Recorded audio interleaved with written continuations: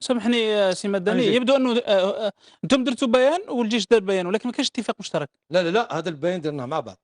هذا ولكن درناه ب التوقيع هذا هو درنا اسمع، كتبناه بحضور بنفليس ممثل الرئيس، وبحضور الحاج، بحضور الإخوة تاعي، وبحضور القران أحمد في آخر لحظة هذا.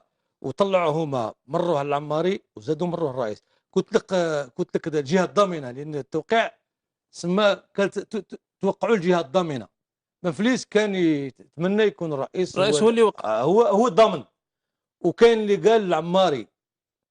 احنا لما كنا مشينا قلت لك من اللي بدينا حتى الوقت هذاك، كان اللي يوقف معنا وما تبدلش وما تقلبش وما لعبش هي المخابرات.